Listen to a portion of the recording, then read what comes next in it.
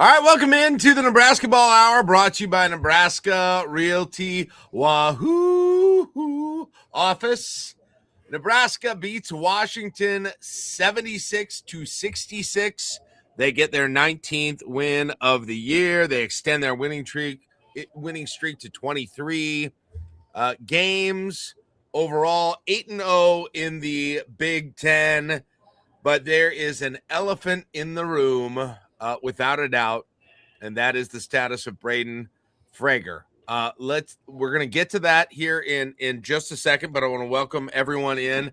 Thank you for joining us today. We're gonna have a big crowd tonight, I am sure.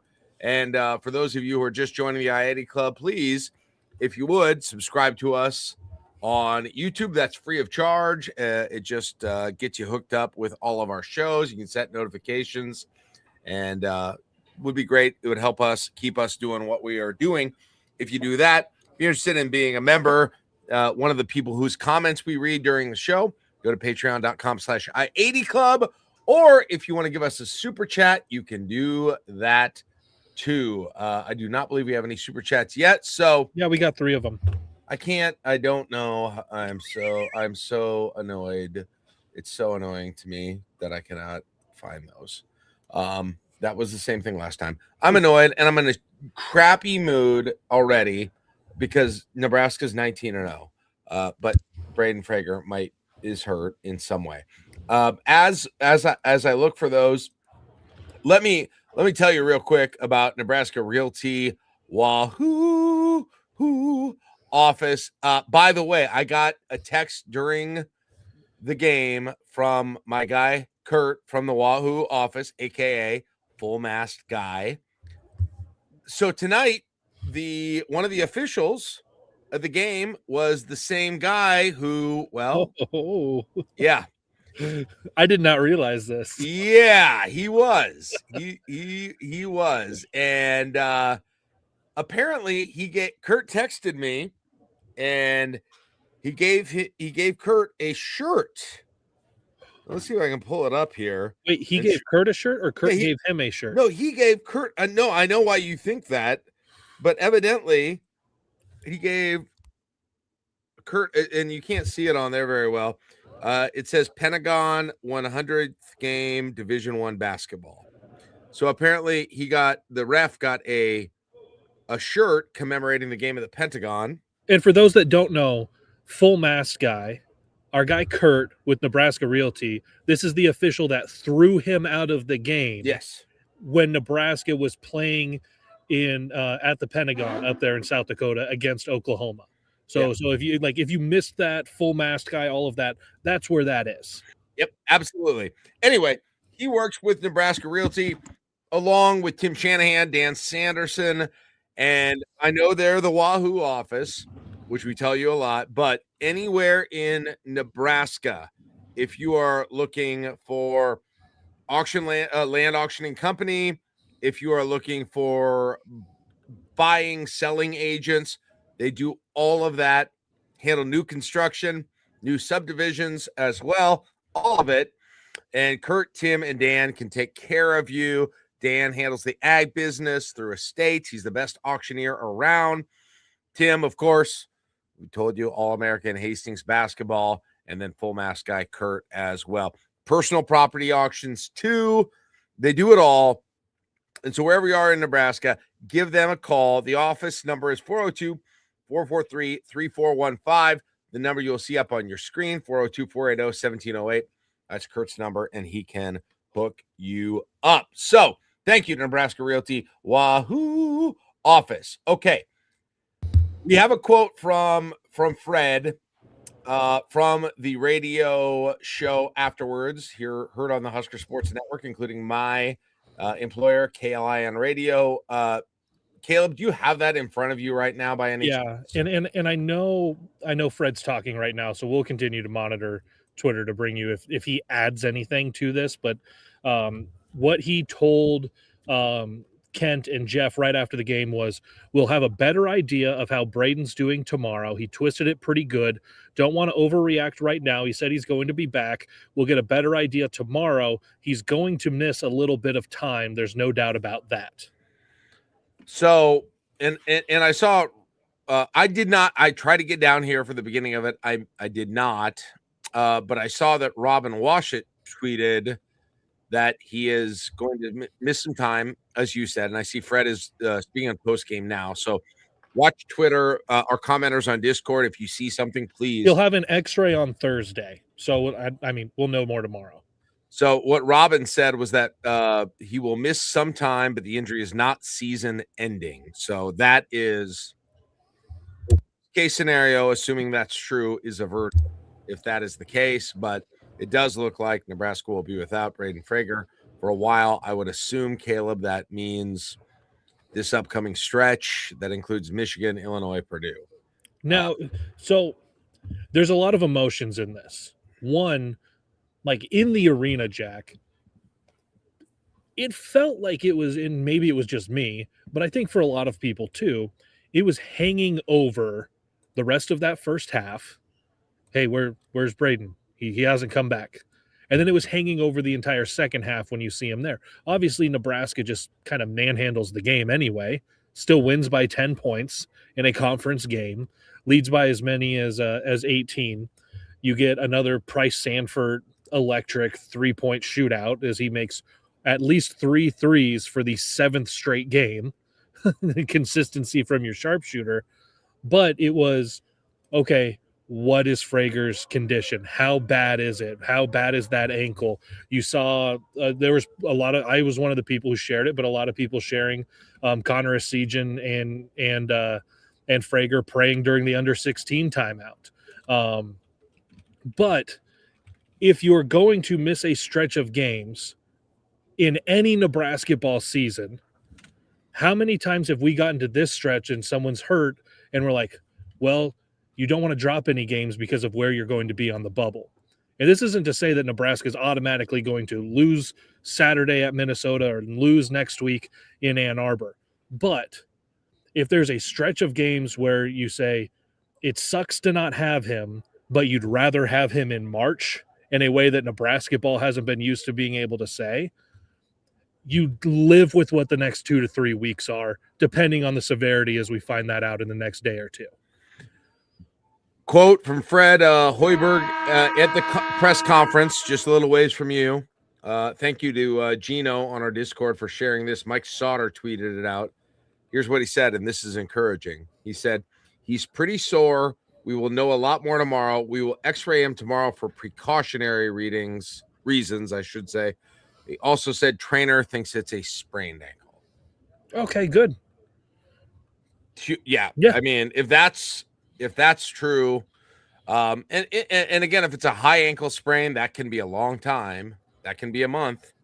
But still, it if the trainer thinks it's a sprained ankle, it means you're going to see him again sometime this year. Yeah. So that, I mean, that's good. Now, okay, let me preface this with very different level. But I remember back when I was a sophomore in high school, spraining my ankle pretty bad in the postseason during sub-districts and going and getting treatment at a clinic every day for the next week up to the district final to play in said game. Very different circumstances. The training staff, I can guarantee you at the University of Nebraska, is way higher quality than Loop City Public Schools and driving to Ord every morning. I doubt that. Shout out Valley County Health or wherever I was going every single morning. But like, he's going to be okay. And again, it sucks for Saturday because you're trying to get to 20-0 and it looks pretty with that 2 in the front. You're trying to see how much momentum can you carry into that Michigan game where if you take care of business this Saturday, it's potentially a top 5 game. Mm-hmm. But in all of that, again, figure it out tomorrow. But like, it sounds positive coming out of the end of this on what the trainer thinks, the way Fred's talking about it, the way you saw him moving after that fall. Like, he didn't lay there and have to get carted off. He got up. I mean, he took a few steps. And I know, like, Dylan Raiola had his season-ending injury, but like, and he was running around too. That's true. But out here with Braden, it is encouraging, and I'm still very hopeful on what that diagnosis, prognosis, whatever is going to be, and figuring out, okay, who's going to step up over the next couple of weeks for him to get healthy. It's interesting because Fred with the Andy Katz was like, we don't know what it is, we'll see. Fred on the radio was it's not season ending, but we're gonna see. And then Fred in the press conference, like every step of the way, he sounded a little more positive, Okay, which is odd, which is a little odd to me. How do we get Fred on Nebrasketball Hour? Because at this point, he'll be like, yeah, he's good for Saturday. Yeah, but he's pretty sore. We'll know a lot more tomorrow. Don't want to say too much until we see how he does overnight. Our trainer thinks everything will be fine. What does that mean? What does that mean? Everything will be fine. You know what everything will be fine means? He's going to play some pickup basketball tonight. That's what everything fine. He's hitting the rec center. He's hitting the rec, playing with Johnny and his roommates. That's what everything is fine. I don't know what everything is fine means. Don't use that term when we don't know what it means. Like, I don't even feel like I can talk very well about the game because it casts such a shadow on it for me watching the game. And again, for people, there was some in the Discord who were saying everyone's overreacting. The thing that made everyone overreacting, Kaleb, I don't even know if you saw this or saw it online since you were in the building. But they had a shot of him. He obviously was crying. Yes. He was very upset. And I know you were just talking about this. But the reason people and he and Asian were praying on, it wasn't so much that, but it was the shot where when he has the towel over him. But Kaleb, like for everything, it looked like he had just been given terrible news. Right. So apparently he hadn't. Great. If so, but I'm explaining why people, including myself, reacted the way that we did, thinking the worst, because he looked like it was the worst. And when you don't know, and I'm not blaming him for reacting, even if it wasn't that case, to when you don't know, it's hard. So, but that's just explaining the full reaction to all of that. So I think we've said everything we can on that right now. I just feel it's such a bummer because that Michigan game, Kaleb, like you're gonna need him. You're gonna need him for that Michigan game. Yeah. And I can't imagine in what is it, 6 days? I just can't imagine if the way that looked. I can't imagine he'll be back 100% after 6 days, even if it is the lowest grade sprained ankle, Right. That'd be great if I'm wrong. But and it's not, that's an uphill battle for Nebraska, no matter what. It's an uphill battle for every single team in the country to go into Michigan and do that right now. So that's a bummer. All of that said, tonight,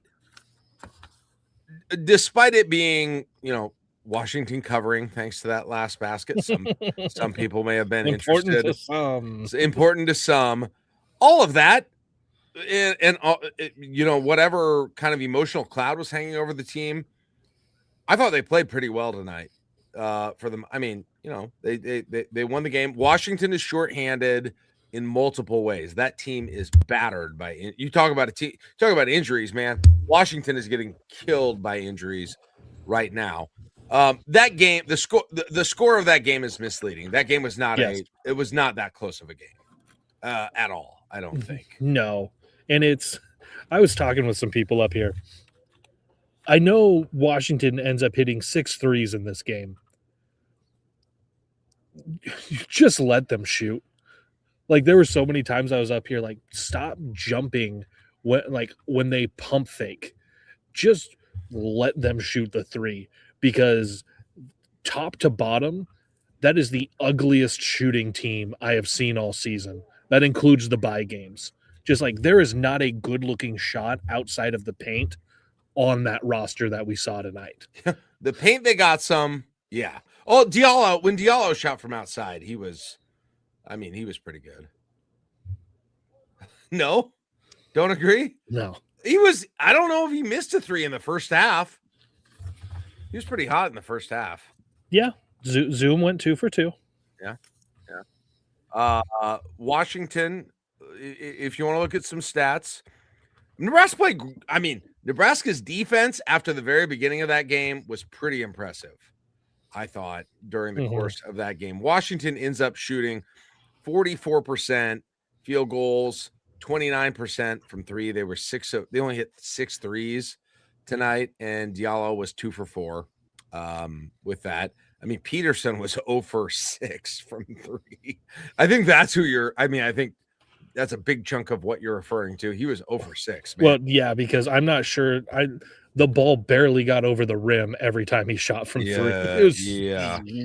And Steinbach, he shot 2 threes. He made both of them. Man, that dude is a load. Holy crap. Man, he is a freaking load on the board. That said, Sam Hoiberg did not foul him when he bought. Like, what is he supposed to do on that play, Kaleb? Okay. So it's always this thing on rebounds of like, what is over the back? First of all, if you are in front of somebody and you jump straight up and you grab the ball and they're hanging over you, it's a foul.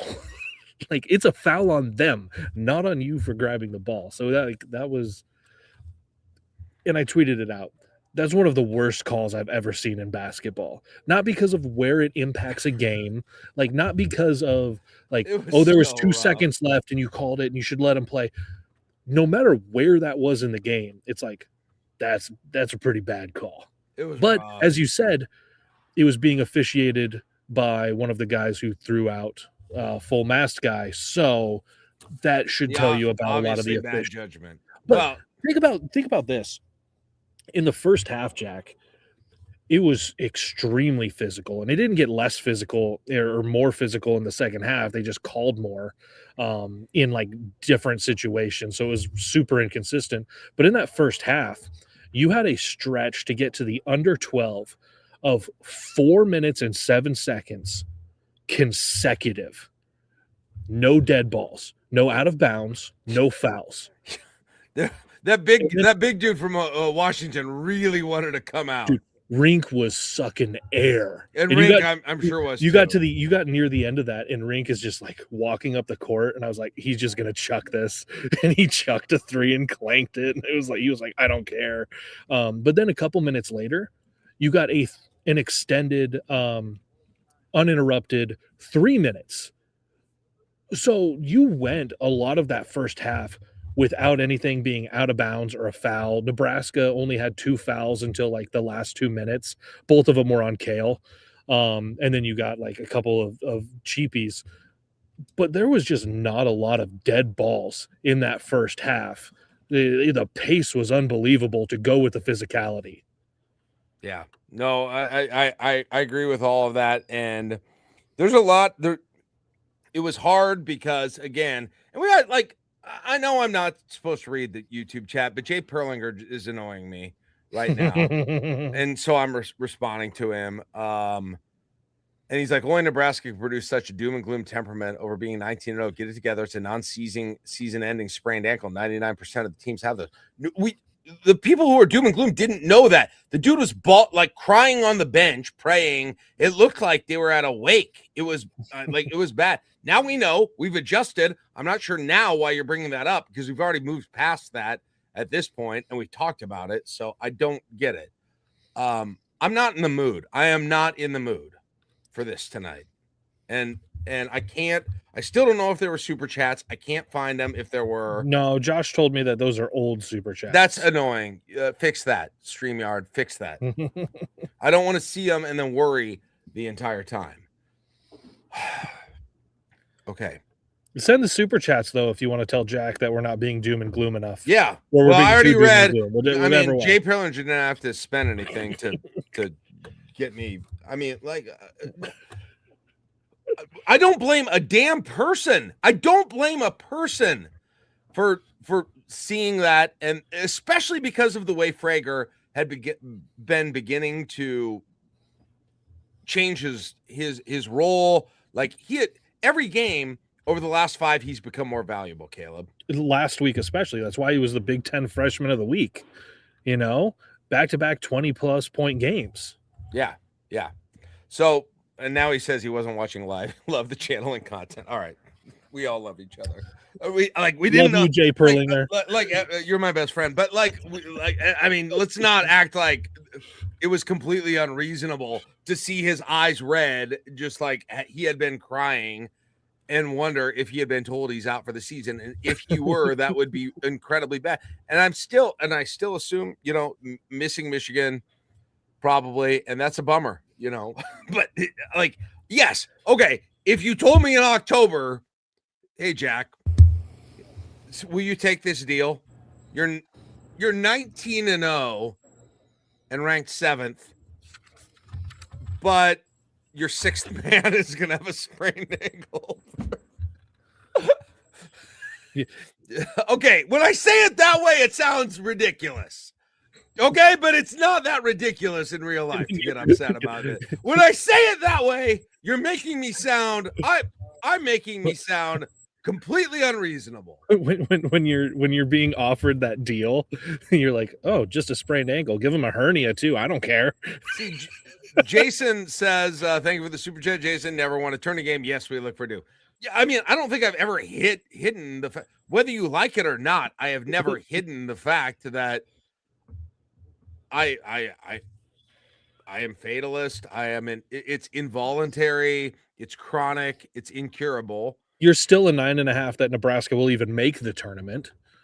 And this was the scenario I was worried about. So that's the thing. This is the thing I was worried. I heard Illinois had one of their top guys hurt his hand in practice. I believe it was, I don't know if it was practice or a game, but I was listening to an Illinois podcast about that today. I was like, man, if they gotta stay healthy, but it feels like something is going to come up at some point, like some level of injury. It's really hard to go a whole year with no injury issues, right? As we've seen, and some of us have seen. Isaac Copeland always comes to mind.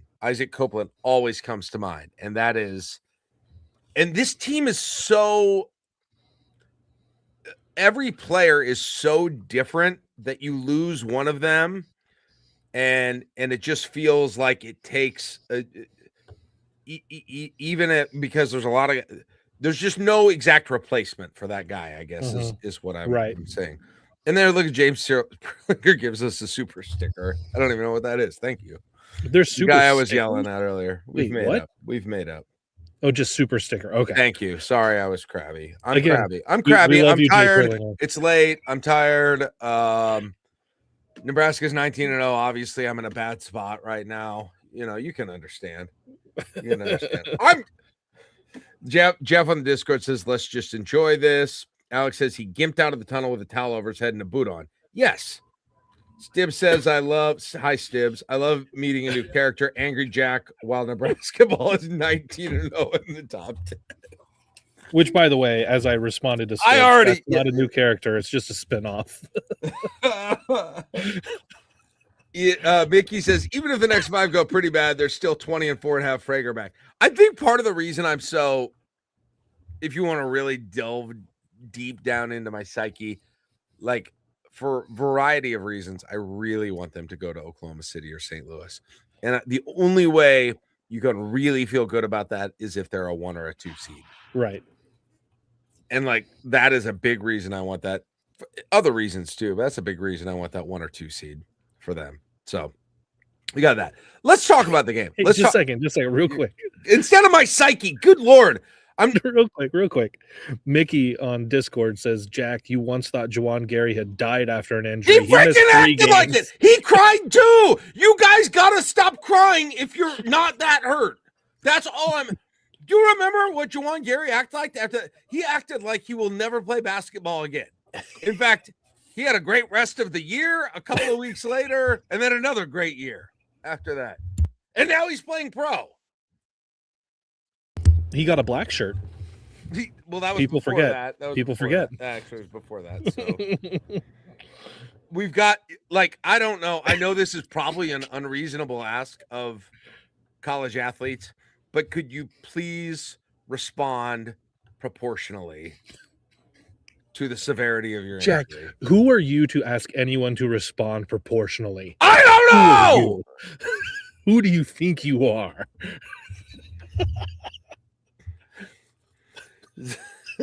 Stop, Adam.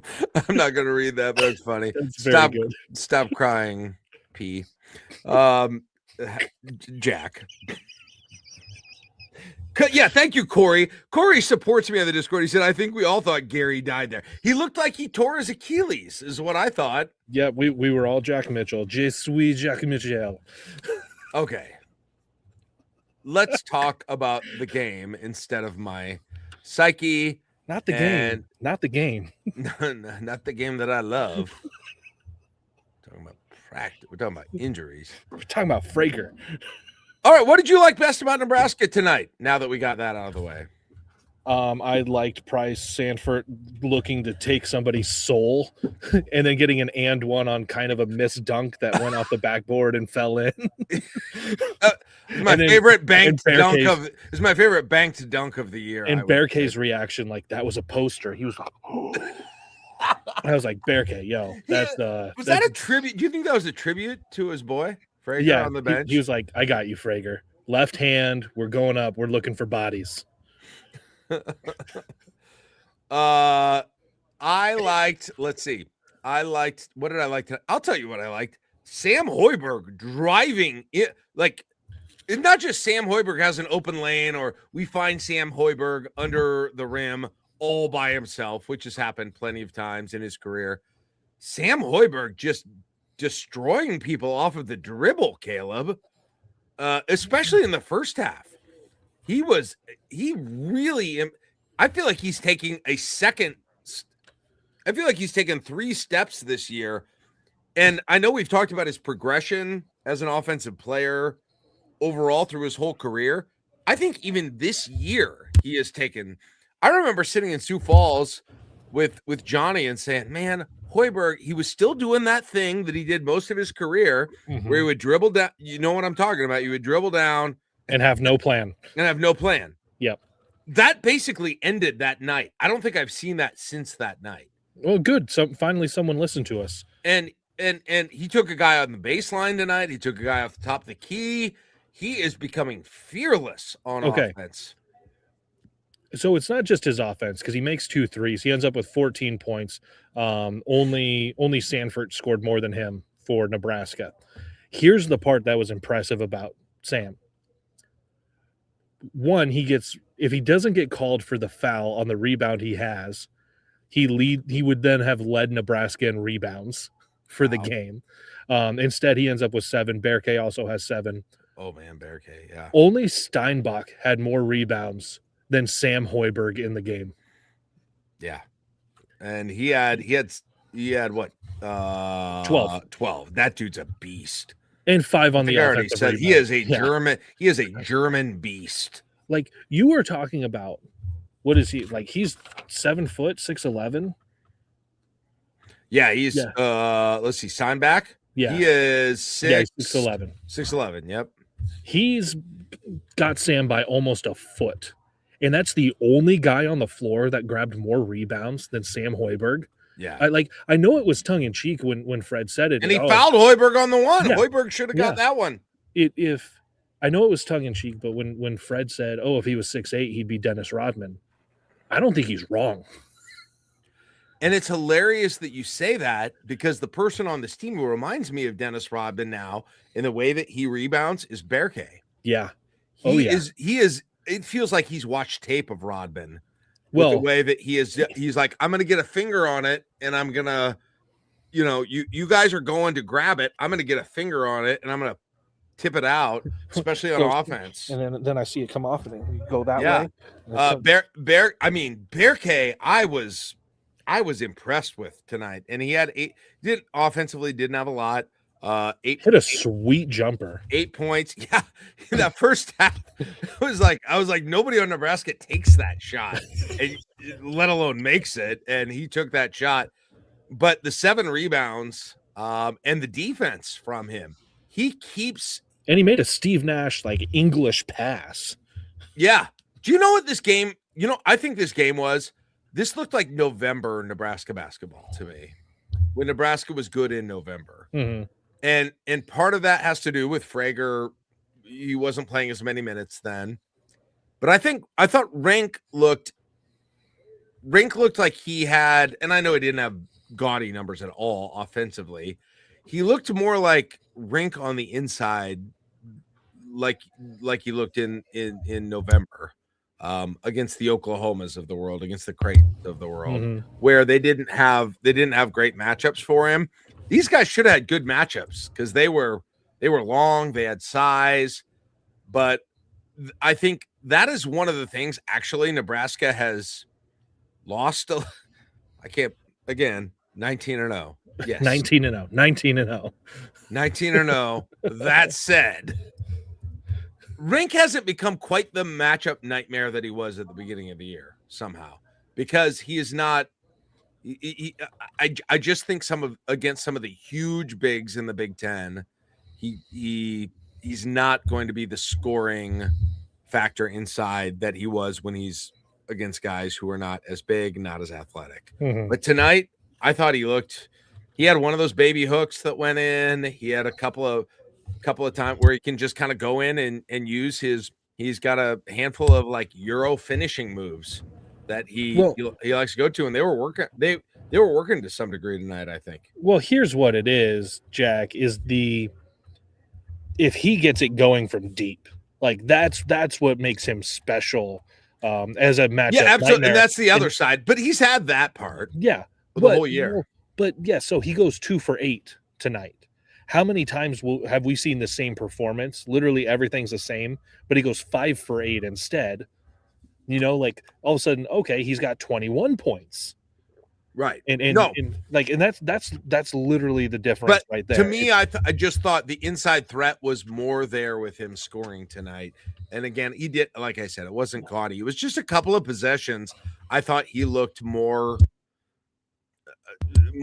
dynamic inside. Well, how many times did Nebraska get the switch with a guard on Rink or Berke and then not get them the ball? Mm-hmm. Yeah, there were there's those opportunities too. Yeah. Yep. Mickey says on the Discord, I'm begging him to scoot in 2 feet on his 3-point attempts. Yeah. Rink was, I know you just said this, but he was 2 for 8 from 3. Just looking at the whole team's 3-point shooting, Berke did shoot one, he missed it. Pryce, though, 4 for 7. Rink 2 for 8. Jamarcus 2 for 6. Huge. Let me say something real quick before I keep going down that stat line. Jamarcus got that dude flipped a switch that I have not seen from him this year. And the moment that it happened was when he had a guy, I don't know who it was from Washington. I don't know if it was Steinbach or someone else, but he got kind of shoved. Mm-hmm. I mean, I could not believe they didn't call something on it. I think Dad got pissed. And I don't know that I've ever seen Jamarcus Lawrence pissed off before. He's one of the guys that I always put in the low blood pressure club for the team. He was running on, which this team almost never does. It didn't last the rest of the game, but the next couple of possessions, that dude was running on emotion, and he fouled him. He fouled him a couple of possessions later, but he was mad. Since you bring that up, there are times, you saw it also with Sam tonight. He got called for that foul, and he answered it by coming and hitting a 3. There are times where guys on this team get slighted.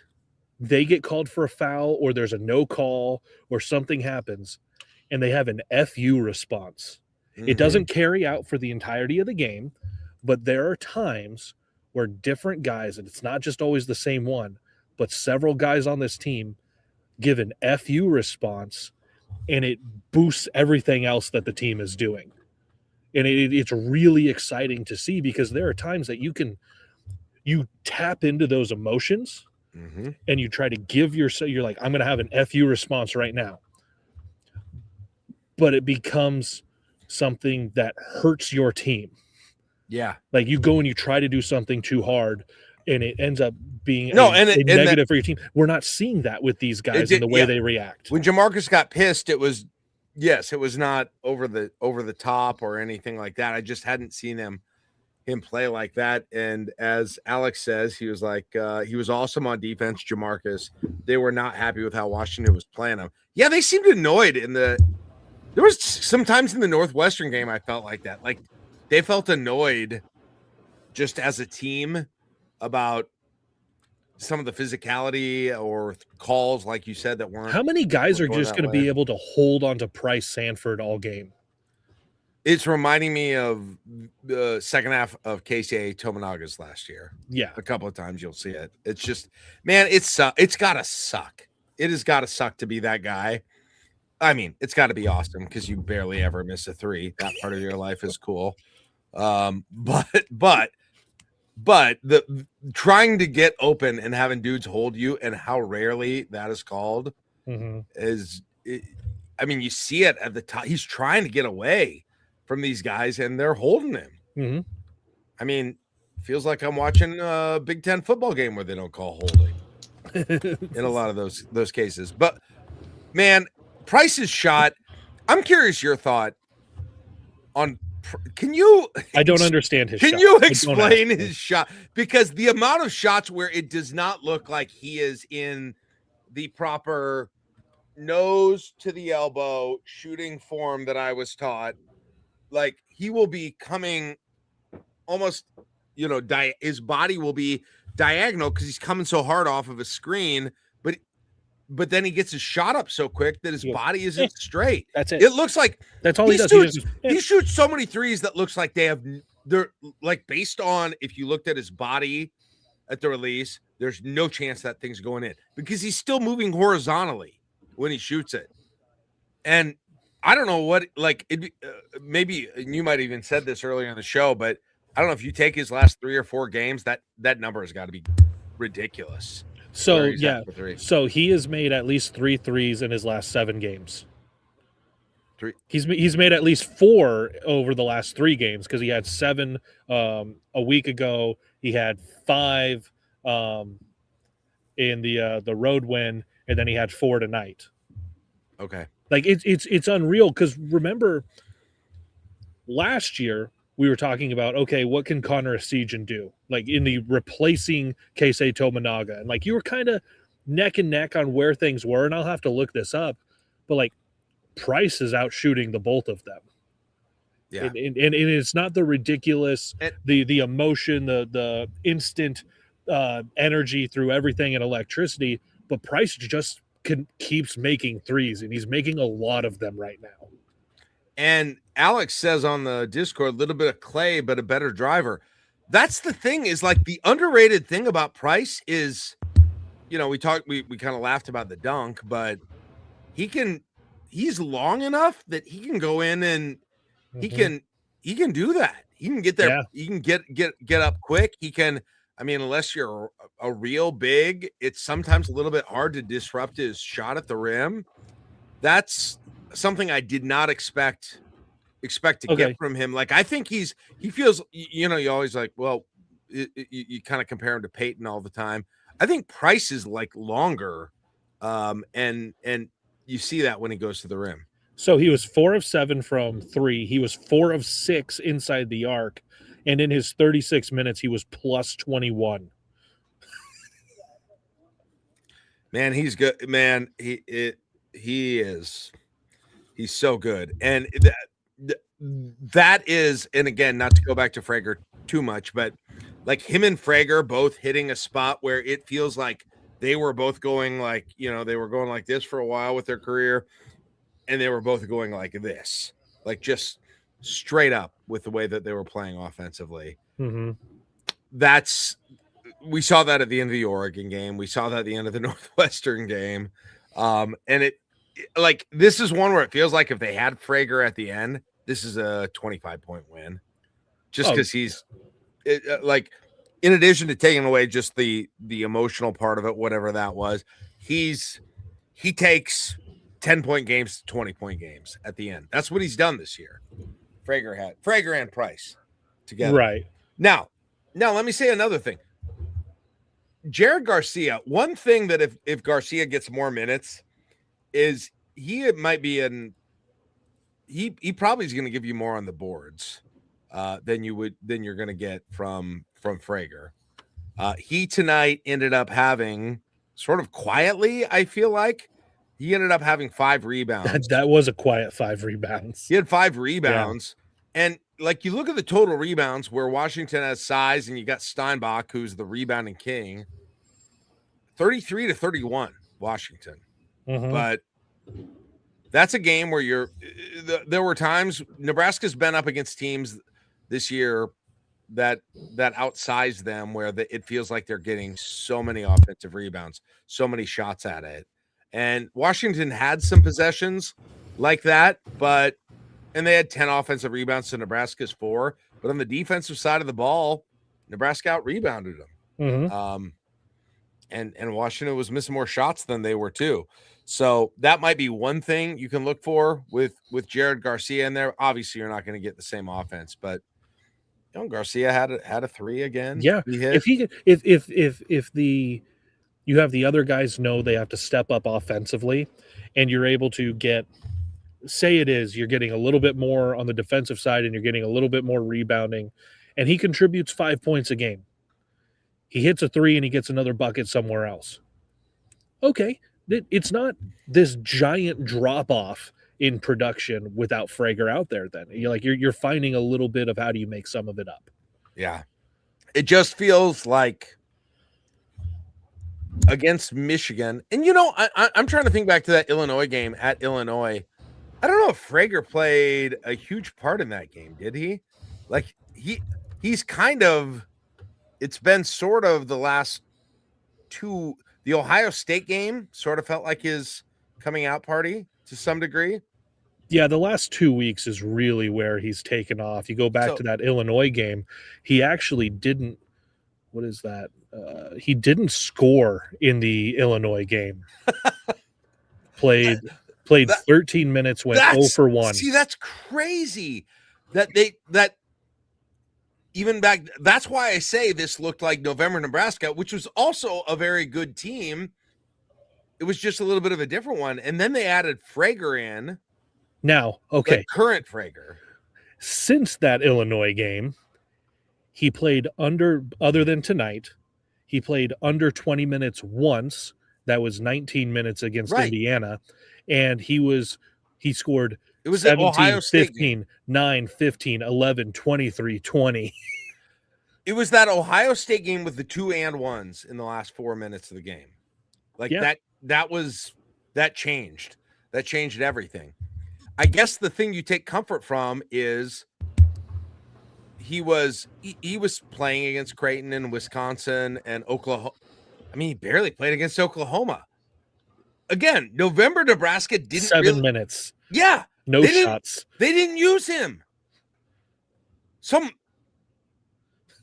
Get him healthy. It's just, here's the thing. To beat Michigan, and I'm greedy now. I'm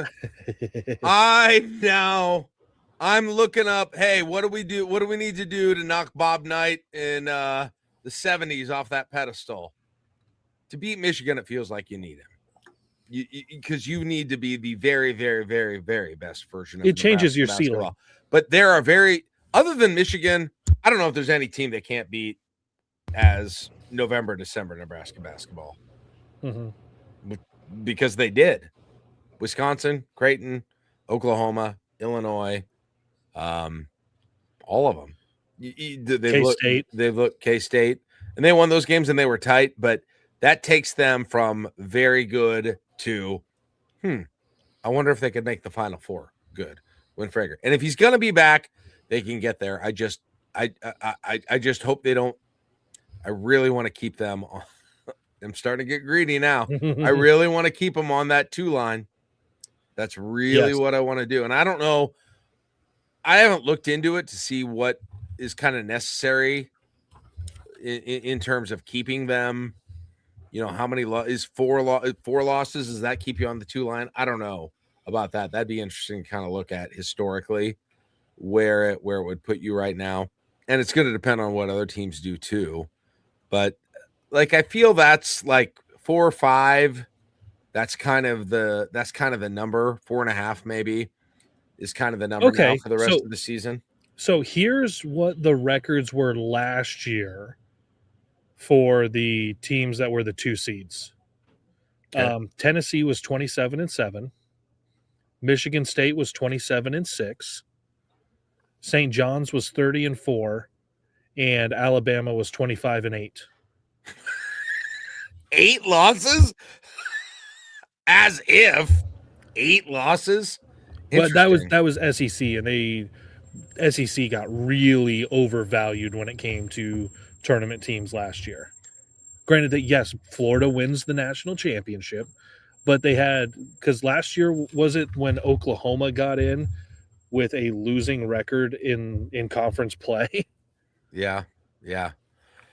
That's interesting. I wonder what I've wondered that a lot, and maybe that's the exact information, Kaleb, that I was looking for. I'd be interested in like extrapolating that 1 seed, 2 seed, 3 seed, that kind of thing, sort of where those lines are, and of course they won't be completely reliable.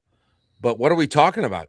If you get if you get 4 losses, are you still kind of a shoe-in for a 2 seed this year? I don't know. 2 years ago, 2 years ago, it was 7 losses, 8 losses, 8 losses, 9 losses for the 2 seed. You suck. 8 losses. Like, now here's people are going to make fun of me now because I've done the complete shift during the course of this show, which we've never seen. We never would have guessed this. Like, seriously, even if, let's just even say Frager's out for a month. Okay. What is the worst scenario in terms of losses the rest of this year? Okay, so what are we saying? Missing through the I said Iowa a month, game, so up until they go to the California trip. Okay. Which I don't think. I don't know. What am I saying? I have no freaking idea. But for we're doing worst case scenario, basically. So there's 9 games between now and leaving for Los Angeles, which at that point there's 3 regular season games left: USC, UCLA, then at home with Iowa. So what? Go 5-4 minimum? Like, I don't know. And here we go. Like, everyone's like, Minnesota might be it. Like, I don't know. I don't really think so. Like, I think they're gonna beat Minnesota.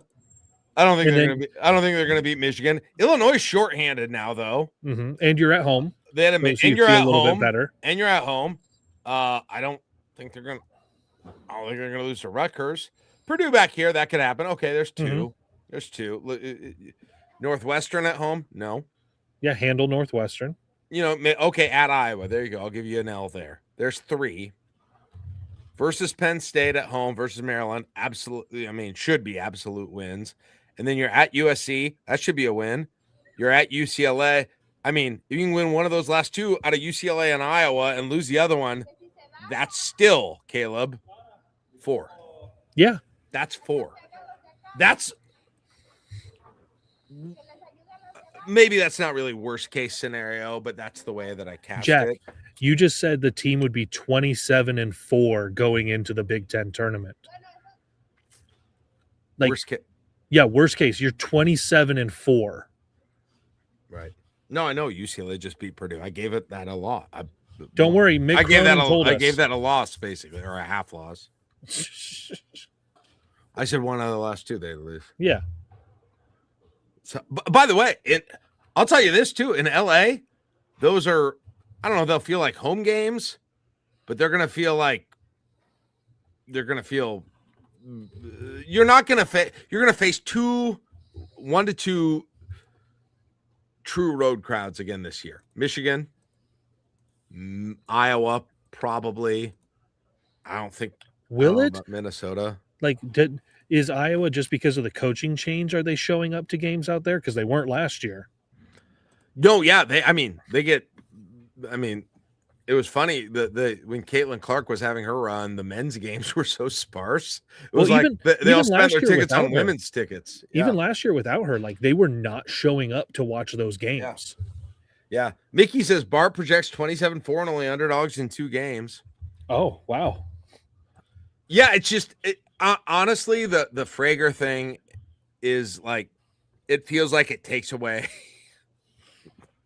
So greedy. It feels like it takes away. I mean, it probably takes away that they're going to go unbeaten in the regular season. I'm sorry.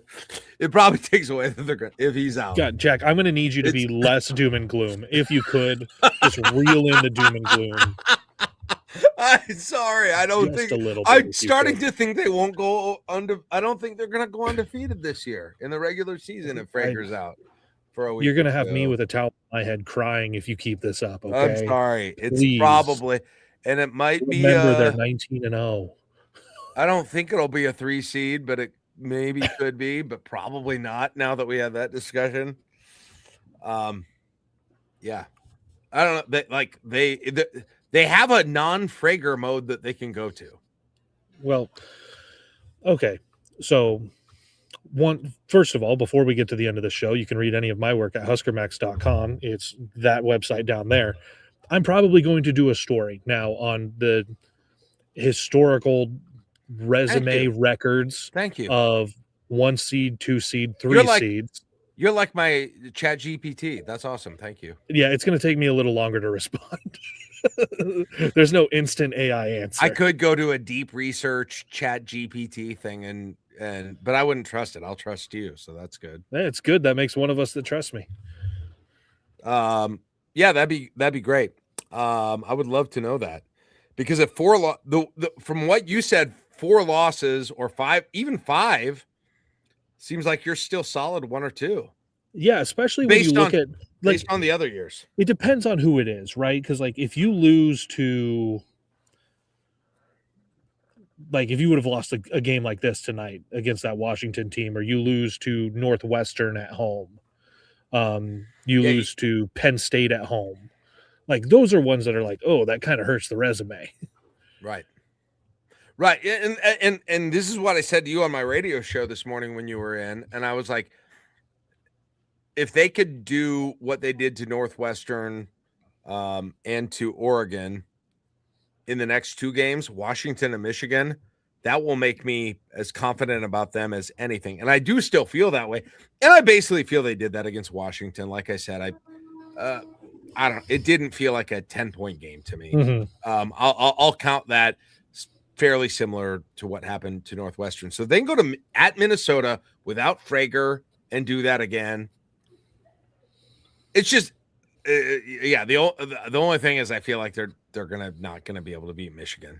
So no unbeaten again. No unbeaten season. Fine, you'll still get. Here's the thing: take care of business on Saturday. You've got a couple of days to figure out. Okay, what is the rotation? You saw them figure out the rotation on the fly, what it was tonight.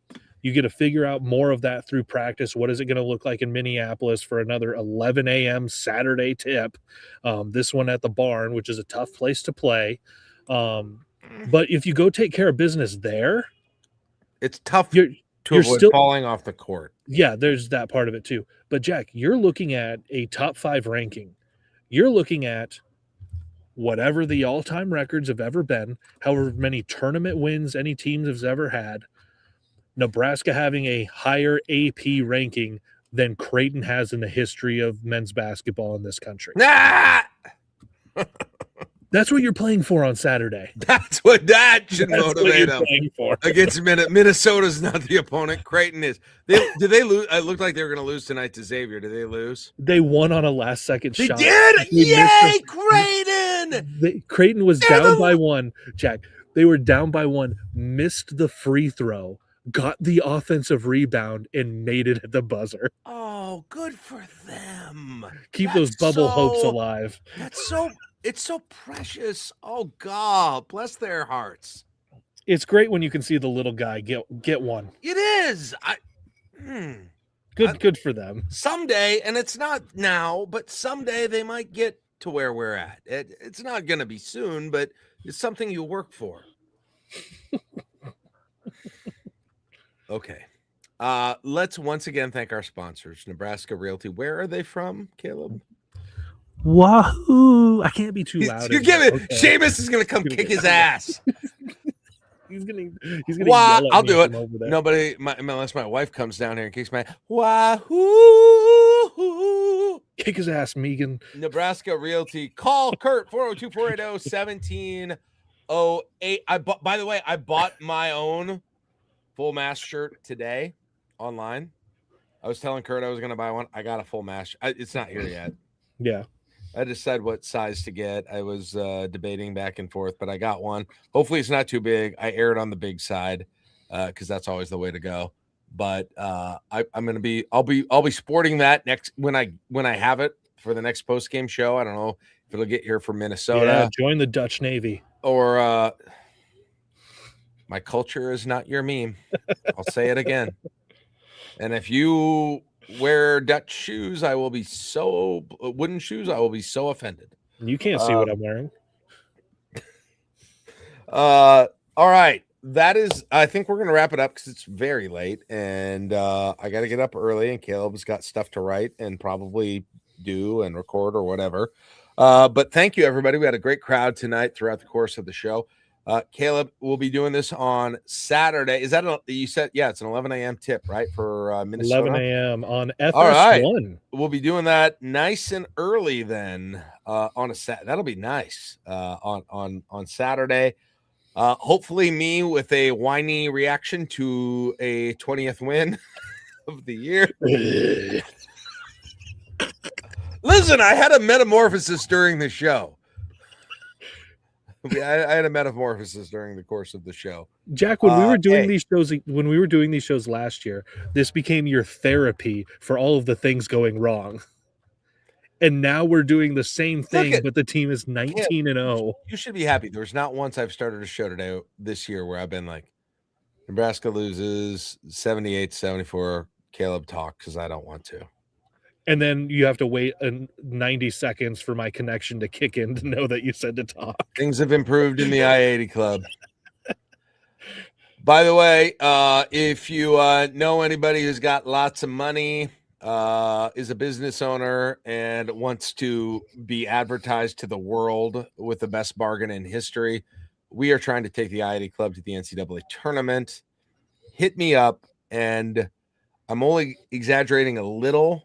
But we think we're going to get 1 million impressions at the NCAA tournament. Oh, yeah, for sure. We want to take Kaleb, myself, Josh, Mike Schaefer down there. Lincoln Arneal's going to be down there anyway, and so he's probably going to be a part of our coverage as well. But we just got to raise a little bit of money to cover a few different costs. And so if you know somebody who, everybody knows if we do it, we're going to break the internet. Yeah. I mean, Chris Basnett said on Unemployed yesterday, I don't know if you heard this, Kaleb. He said he thinks I'm going to die there if they win. Which is going to be any of this money for himself. Baby Bill is doing this for the goodness of the people. I DM'd him and I was like, Baz, if I die, this is going to be super awkward for you. So I'm going to be very careful with a whole bunch of that. So Stibbs, I'm also looking for people to pay for my vacation. Please hit me up. Go to Josh or Jack. Look, Stibbs, if you can put a logo on your shirt and get all kinds of people to buy the product of the company to put the logo on the shirt, more power to you. I would do that too. So in any case, that's what we're going to try to do. And we would love it if you know a business that wants to help out with us. And we're going to have some more options too coming out next week. All right, that's it for the show. Thanks to Nebraska Realty Wahoo Division for sponsoring us. That is it for Nebrasketball Hour tomorrow. Catch Unemployed with Mike Schaefer on a Thursday. That means he's got Tim Vergeese with him. I'm sure they're going to have plenty of interesting things to talk about after what happened today. Yeah. And then I will be with Mike on Friday, and I'm going to try not to be the lowest rated show of the week once again. Stop it. It bothers me. I don't know if you can tell it bothers me. Oh my God. There's other things at work than Good night. Goodbye, everyone. Thank you. Nebraska's 19-0, and we're all kind of sad. Good night. Doom and gloom. Good evening. See you on Saturday for the next After Nebraska Ball. Nope, it's called Nebrasketball Hour, brought to you by Nebraska Realty Wahoo office. Good evening.